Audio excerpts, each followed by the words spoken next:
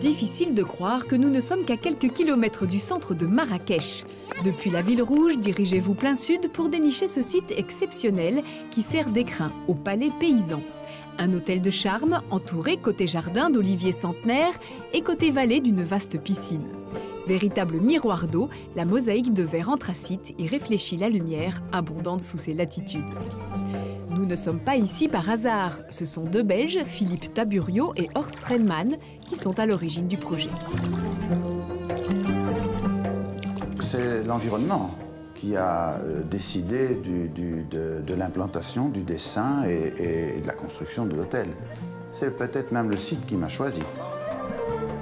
Le bâtiment, orienté plein sud, affronte de tout son long le soleil qui domine ici les montagnes du Haut-Atlas.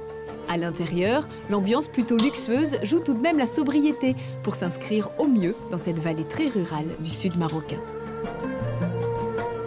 On a voulu faire quelque chose de différent de ce qui existe à Marrakech, mais avec un caractère luxe et en même temps en restant dans l'authenticité, dans le campagnard. Mais voici sans aucun doute le point d'orgue des lieux, la Grande Arche.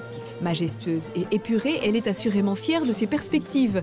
Du haut de ses 15 mètres, elle abrite un long tunnel au bout duquel on découvre le paysage dans un effet de mise en scène à couper le souffle.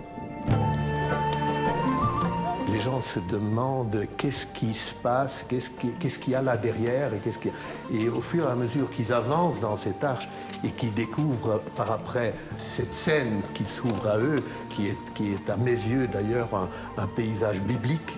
Les adjectifs, il y en a tellement qui ont été prononcés que je ne me souviens pas de tout.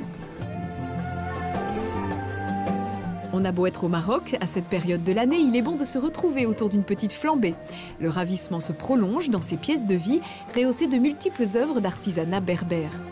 Afin d'actualiser la déco, certaines d'entre elles ont été quelque peu revisitées dans un style plus contemporain. La chance d'avoir pu construire au Maroc, c'est certainement les matériaux qui sont une réponse magnifique à l'environnement. Les ouvriers marocains sont des ouvriers magnifiques aussi, qui peuvent travailler tous les matériaux. En fin de journée, pourquoi ne pas s'offrir un petit tour à dos d'âne, histoire de découvrir les environs immédiats. Si possible, prévoyez de rentrer à la tombée du jour, quand, juste entre chien et loup, l'hôtel s'illumine de toute la splendeur orientale.